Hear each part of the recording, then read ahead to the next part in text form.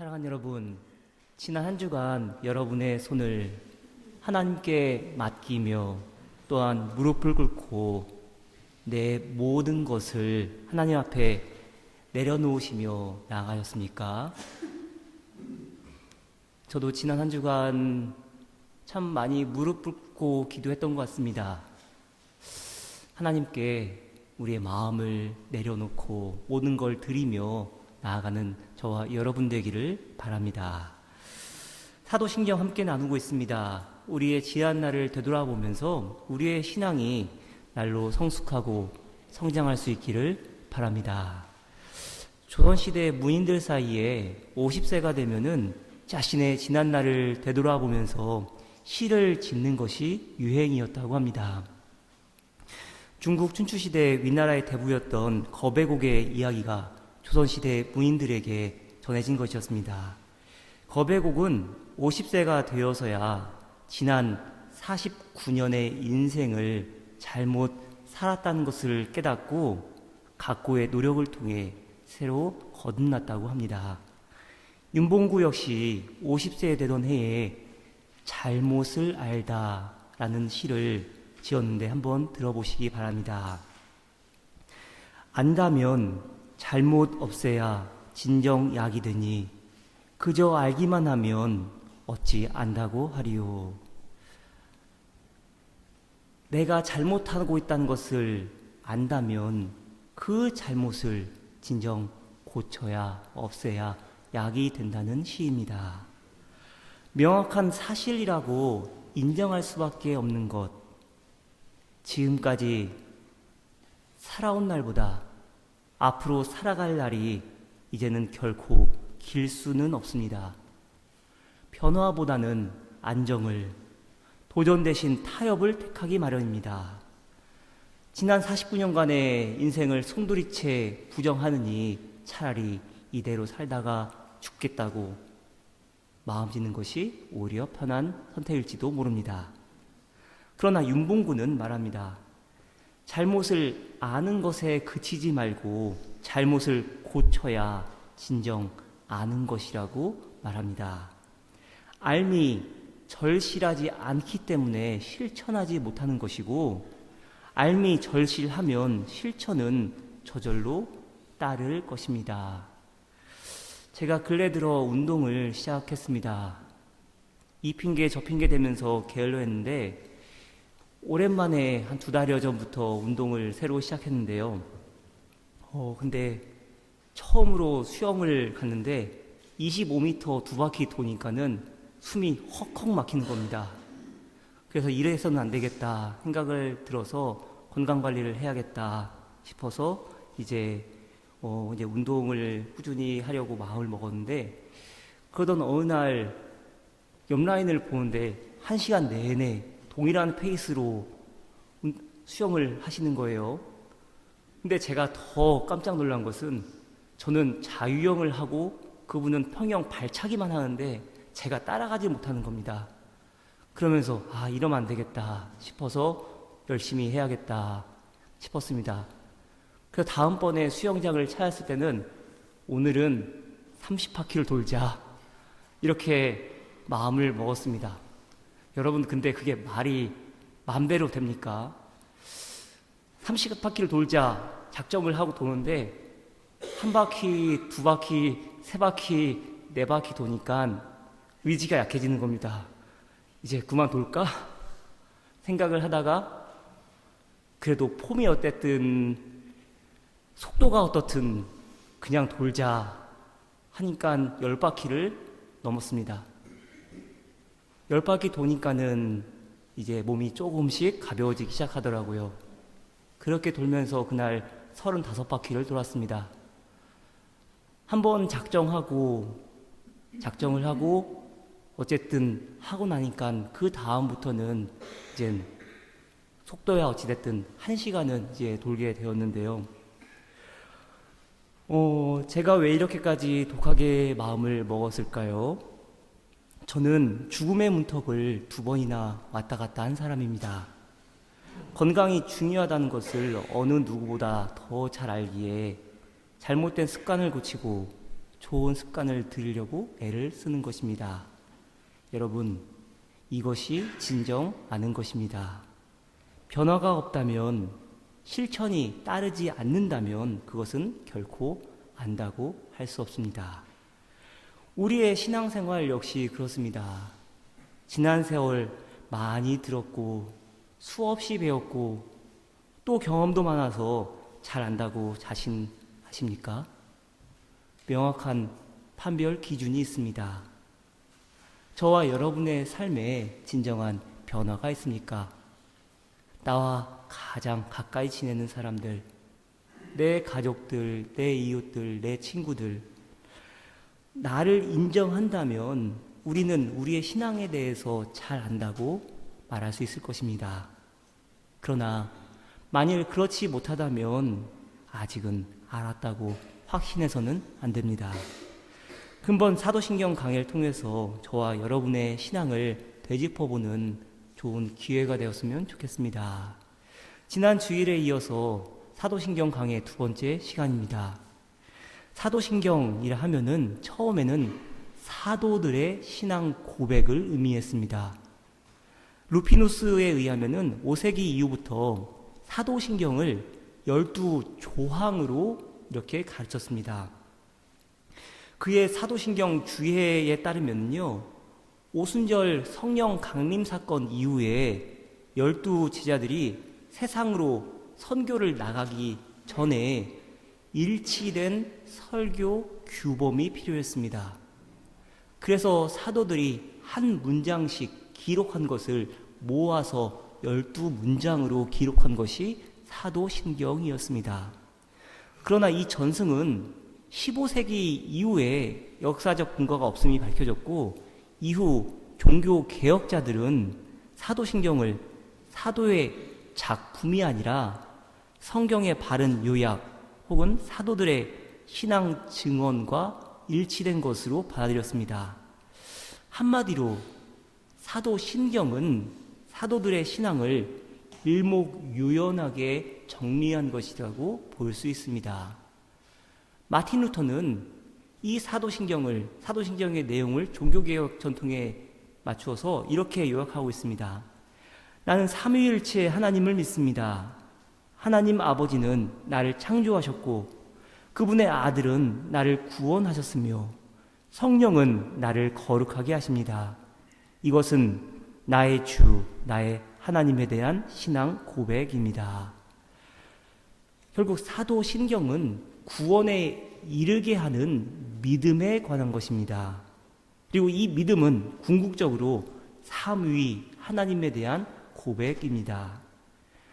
우리의 창조자 되신 하나님, 우리의 구원자 되신 예수님, 우리를 성화롭게 하시는, 성화되게 하는 성령님에 대한 믿음의 고백이고, 동시에 이 고백은 우리는 하나님의 피조물입니다. 우리는 죄의 포로입니다. 우리는 본성이 부패된 죄인입니다. 이것을 고백하는 것입니다. 그렇게 우리는 삼위 하나님이 필요하다고 순간순간 고백할 수밖에 없는 것입니다. 사랑하는 여러분, 피난처 되시는 하나님을 의지하시기 바랍니다. 전능하사 천지를 만드신 하나님 아버지를 내가 믿사오며, 이 고백을 통해서 우리를 창조하시고 우리에게 허락하신 모든 것들을 보호하시고 간섭하시는 하나님 의지하며 나아가시기를 바랍니다. 전능하신 하나님, 이 세상을 창조하시고 섭리하시며 주관하시는 하나님이 나의 하나님이라고 고백할 수 있는 저와 여러분 되기를 바랍니다. 이 고백이 이루어진다면, 전제가 된다면 이제 다음 고백으로 넘어갈 차례입니다. 오늘은 성자 예수님에 대해 나누기를 원합니다. 그 외아들 우리 주 예수 그리스도를 믿사오니, 예수님께서 우리의 삶을 거느리시고 인도하신다는 고백입니다.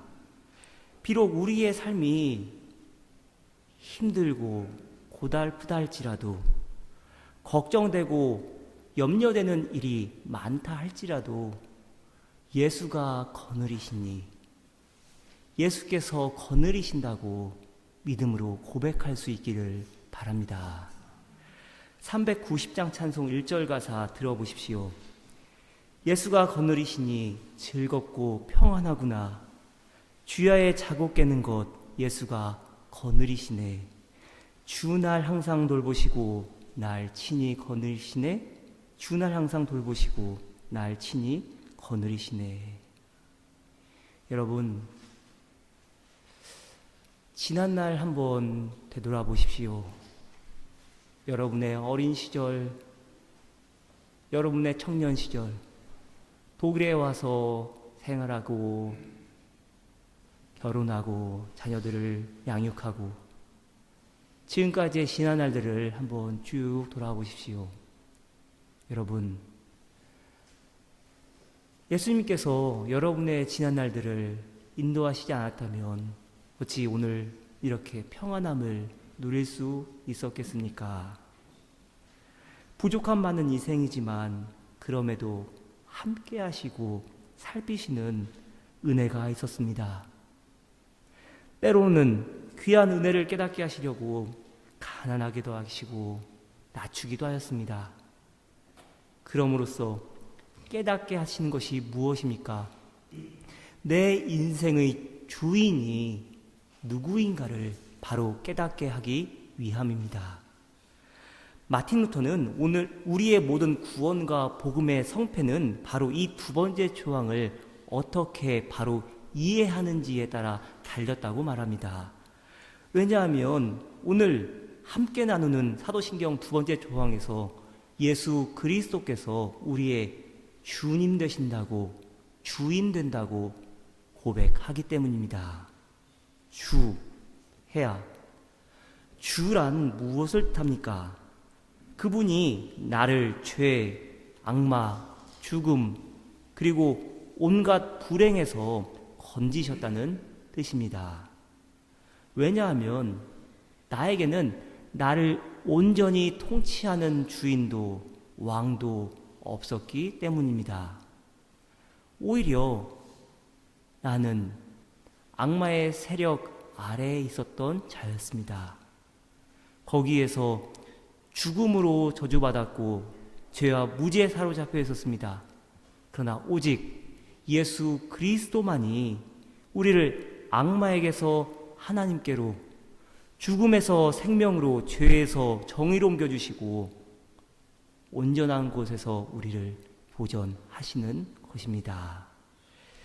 요한복음 1장 12절 말씀, 영접하는 자, 곧 그 이름을 믿는 자들에게는 하나님의 자녀가 되는 권세를 주셨으니, 마귀의 권세에 있지 아니하고 하나님의 자녀가 되는 권세를 허락하신 것입니다.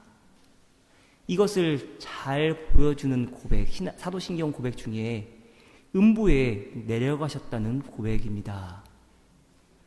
여러분, 사도신경 평생토록 고백하시면서 예수님이 음부에 내려가셨다, 이 고백 해보신 적 있으십니까? 아마 없으실 것입니다. 왜냐하면 한국어 번역 사도신경에는 이 라틴어 원문에 있던 이 한 구절을 의도적으로 삭제했기 때문입니다. 대신 독일어 번역엔 들어가 있는데요. 여러분, 독일어 번역 한번 생각해 보시면서 사도신경 한번 속으로 같이 한번 암송해 보시길 바랍니다. 그 외아들 우리 주 예수 그리스도를 믿사오니 이는 성령으로 잉태하사 동정녀 마리아에게 나시고 본디오 빌라도에게 고난을 받으사 십자가에 못 박혀 죽으시고 장사한 지 사흘 만에, 이렇게 넘어가잖아요. 그러나 라틴어 원문 번역하면요, 장사하여 음부에 내리신 지 사흘 만에 죽은 자 가운데서 다시 살아나시며, 장사한 지 사흘 만에 죽은 자 가운데서 다시 살아나시며 이 구절에 한 구절이 빠진 것입니다. 죽으시고 바로 부활하심이 아니라 음부에 내려가신 이후에 부활하셨다는 고백입니다. 음부에 내려가셨다. 음부라 하면은 문자적으로 더 낮은 곳을 의미합니다. 죽음의 세계를 뜻하기도 합니다. 그렇다고 단순히 죽은 자들이 들어가는 저승이나 불구덩이 지옥은 아닙니다. 우리 인간이 볼 수도 없고 경험하거나 상상할 수 없는 곳, 이성이 도달할 수 없는 곳이라는 의미에서의 의미입니다. 하이델베르크 요리문답 44문답에서는 이거에 대해서 이렇게 질문하고 답합니다. 음부에 내려가셨으며 라는 말이 왜 덧붙여져 있습니까? 내가 큰 고통과 중대한 시험을 당할 때에도 나의 주 예수 그리스도께서 나를 지옥의 두려움과 고통으로부터 구원하셨음을 확신하고 거기에서 풍성한 위로를 얻도록 하기 위함입니다. 그분은 그의 모든 고난을 통하여 특히 십자가에서 말할 수 없는 두려움과 아픔과 공포와 지옥의 고통을 친히 당하심으로써 나의 구원을 이루셨습니다. 여러분, 순간순간 불안하실 때 있으십니까? 공포라 하면은 대상이 있는 두려움이라면, 공포가 대상이 있는 두려움이라면 불안은 대상이 없고 실제가 없습니다. 느닷없이 다가와서는 우리 삶을 뒤흔들어 놓습니다.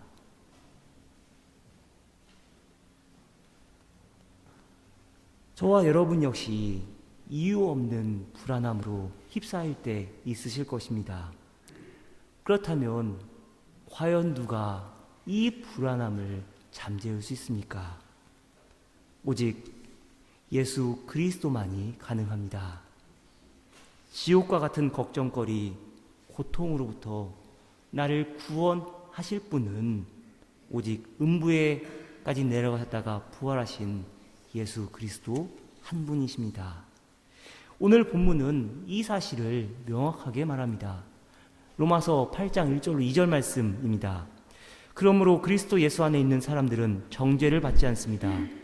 그것은 그리스도 예수 안에서 생명을 누리게 하는 성령의 법이 당신을 죄와 죽음의 법에서 해방하여 주었기 때문입니다. 정죄를 받지 않는다. 이 말은 무죄 선언을 내려주셨다는 뜻입니다. 더 이상 우리는 죄인이 아니라 의롭다고 인정해 주시겠다는 약속입니다. 그렇기 때문에 우리는 그리스도 예수 안에서 누리게 되는 성령의 법을 통하여 죄와 죽음의 법에서 해방됩니다. 더 이상 죄의 영역에 머무르지 않고 생명의 영역으로 이동하는 것입니다. 그런데 죄와 죽음에서 우리를 건져내서 생명에 이르게 하는 성령의 사역이 있기 위해서 꼭 필요한 것이 있습니다. 전제되어야 할 것이 있습니다. 하나님께서 우리의 죄를 심판하기 위한 대속 제물 예수님을 보내셔야 하는 것입니다. 죄를 없애기 위해서는 죄에 대한 형벌이 반드시 있어야 하기 때문에 그리스도의 희생적인 죽음이 있어야만 하는 것입니다. 로마서 8장 3절 하반절 말씀 들어보십시오. 개역 개정성경을 읽어드리겠습니다. 곧 죄로 말미암아 자기 아들을 죄 있는 육신의 모양으로 보내어 육신의 죄를 정하사. 죄로 말미암아, 이 구절을 영어 성경 NRSV는 죄를 다스리기 위해서라고 번역하고 있습니다. 예수 그리스도께서 저와 여러분을 위해 대속 희생 제물이 되었다고 말하고 있는 것입니다. 결국 예수 그리스도의 죽음을 통하여 우리가 더 이상 죄를 주인으로 모시고 죄가 시키는 대로 따라 살지 않고 하나님을 주인으로 하나님의 뜻에 따라 순종하며 살아가게 되는 것입니다. 그럼으로써 얻는 유익이 무엇입니까? 로마서 8장 5절로 6절 말씀, 육신을 따른 자는 육신의 일을, 영을 따른 자는 영의 일을 생각하나니 육신의 생각은 사망이요 영의 생각은 생명과 평안이니라. 육신을 따르는 자는 육신의 일을 생각한다 합니다. 원어를 직역하면 육신을 따라 그 안에 존재하는 자는 육신에 속한 것을 생각합니다. 영을 생각하는 자, 영을 따르는 자, 성령을 따라 그 안에 존재하는 자는 성령에 속한 것을 생각합니다. 생각한다. 마음을 쓴다는 말입니다. 그렇기에 저와 여러분은 무엇에 마음을 써야 합니까? 무엇에 우리의 관심과 주의를 기울여야 합니까? 과연 무엇에 우리의 생각과 말과 행동이 쫓아야 합니까? 사랑하는 여러분, 좋은 나무가 나쁜 열매를 맺을 수 없고 나쁜 나무가 좋은 열매를 맺지 않는 법입니다. 나무는 각각 그 열매로 아는 법입니다. 누가복음 6장 45절 말씀, 예수님 말씀하십니다. 선한 사람은 그 마음속에 갈무리에 놓은 선 더미에서 선한 것을 내고 악한 사람은 그 마음속에 갈무리에 놓은 악 더미에서 악한 것을 낸다. 마음에 가득 찬 것을 입으로 말하는 법이다. 마음에 가득 찬 것을 입으로 말하고 행동으로 옮기는 법입니다. 육에 속한 사람이기에 육의 사고방식을 따라 사는 것이고 영에 속한 사람이기에 영의 사고방식을 따라 살아가는 것입니다. 우리가 어디에 거하느냐에 따라서 우리의 사고방식과 삶의 방식이 전혀 달라지는 것입니다. 그래서 우리의 삶에 뚜렷한 변화 없이 그저 되어가는 대로 지금까지 살아온 방식 그대로 고수하며 살아간다면 여러분 분명하게 말씀드립니다. 그렇다면 아직 예수 그리스도의 보혈을 온전히 경험하지 못한 것입니다. 그리스도 예수 안에 거하지 못하고 있는 것입니다. 어떻게 살아야 합니까? 어떻게 우리의 마음 씀씀이를 다져야 합니까? 여러분, 여러분의 그론트슈 팀몽은 어떻습니까? 하이데거는 이 불안을 무엇이라 설명하기 어려운 근본 기분, 그론트슈 팀몽이라고 부르는데 여러분, 우리의 근본 기분이 달라져야 합니다. 우리는 더 이상 악마의 세력에 있지 않고 하나님의 세력 아래에 있습니다. 죄의 영역 아래에 있지 않고 생명의 영역 안에 있는 자들입니다. 그런데 왜 우리는 여전히 죄의 영향력 안에 거하면서 불안해하고 하나님의 뜻을 쫓아 행하지를 못하고 있습니까? 사랑하는 여러분, 우리의 마음을 고정할 수 있기를 바랍니다. 우리의 마음이 우리의 주인 되시는 예수 그리스도께 고정되기를 바랍니다. 곁눈질하면 흔들릴 수밖에 없습니다. 우리의 관심사가, 우리의 생각이 육적인 것이 아니라 하나님에 속한 것을 쫓을 수 있어야 합니다. 로마서 8장 4절 말씀, 그것은 육신을 따라 살지 않고 성령을 따라 사는 우리가 율법이 요구하는 바를 이루게 하시려는 것입니다. 율법이 요구하는 바, 개역 개정 성경은 율법의 요구라고 번역하는데요. 원문 직역하면 율법의 의로운 요구입니다. 여러분, 우리에게 요구되는 것들이 무엇이 있습니까? 우리에게 당면한 의로운 요구에는 무엇이 있습니까? 이웃을 사랑할 수 있어야 합니다. 그리스도 예수의 마음을 품으며 자기보다 다른 사람을 더 좋게, 낮게 여길 수 있어야 합니다. 사도 바울 권면 빌립보서 2장 2절로 4절 말씀 들어보십시오. 여러분은 같은 생각을 품고 같은 사랑을 가지고 뜻을 합하여 한 마음이 되어서 내 기쁨이 넘치게 해주십시오.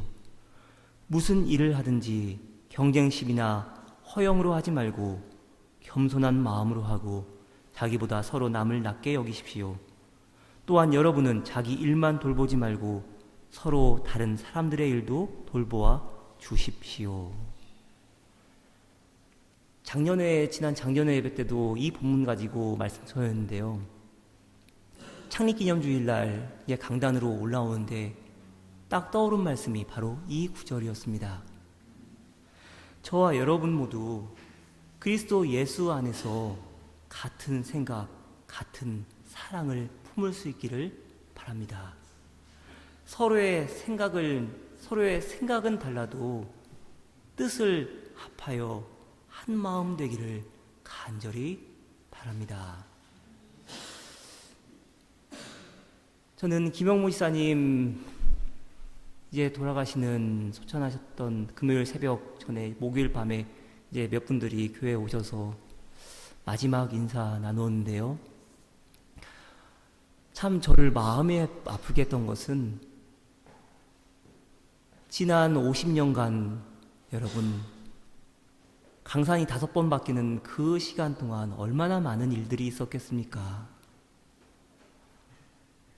어쩌면 애증의 관계가 되었을 수도 있고 또 더욱 절친한 친구 사이일 수도 있었을 텐데 그 지난 세월들 제가 알지는 못하지만 눈물을 흘리면서 바라보시는 그 모습 바라보면서 정말 많은 눈물을 흘렸습니다. 하지만 김영모 지사님, 저는 어제 새벽 설교 시간에도 말씀드렸지만 저는 마지막 보내드리는 분에게 항상 해드리는 것이 있습니다. 여러분도 꼭 살아있을 때 기억해 보시길 바랍니다. 저는 손을 꼭 이렇게 들어드리고 십자가를 그어드립니다. 십자가를 그어드리면서 하나님 품에 안길 때까지 십자가 붙잡고 십자가만 바라보시면서 나아가시라고 권면합니다. 왜냐하면 제가 아직은 온전히 경험하지 못했지만 저도 생사의 기로에 있을 때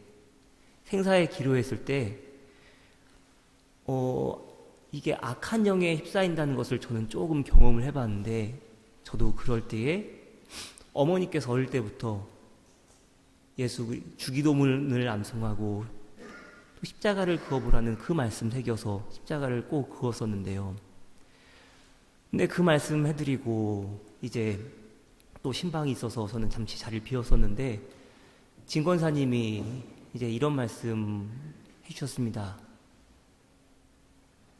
이제 아직 의식이 있으셨을 때 십자가에 못 박히신 예수님이 제 아들에게 빵을 나누어 주시는데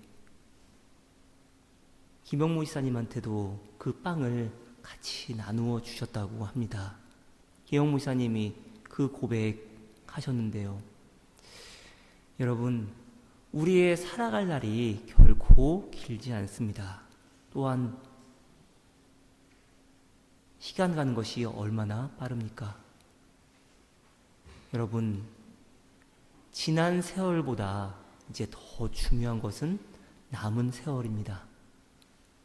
남은 시간 어떻게 살아가시겠습니까? 이제 남은 세월 한 마음 품고 뜻을 합하여 나아가야 하지 않겠습니까? 사도신경 마지막 구절 이렇습니다. 하늘에 오르사 전능하신 하나님 우편에 앉아 계시다가 저희로서 산자와 죽은 자를 심판하러 오시리라. 심판주로 다시 오실 믿음에 대한 고백입니다. 신앙생활 가운데 근본 기분, 평안함과 감사와 사랑의 나눔도 있어야겠지만은 여러분 두려움도 있어야 합니다. 심판주로 다시 오실 그 주님께서 우리를 심판하실 것이라고 우리는 매 주일 순간순간 고백합니다. 여러분, 우리의 마음이 어디를 향하느냐? 디셀도르프 한인교회 공동체 안에서 어떻게 뜻을 합하며 나아가느냐? 여러분, 함께 깊이 새기시고 주님 앞에 기도하며 나가는 저희들 되기를 소망합니다. 기도하겠습니다. 하나님, 우리의 심령이 새로워지기를 원합니다. 예수님을 깊이 묵상하게 하옵소서. 예수 그리스도의 이름으로 기도드렸습니다. 아멘.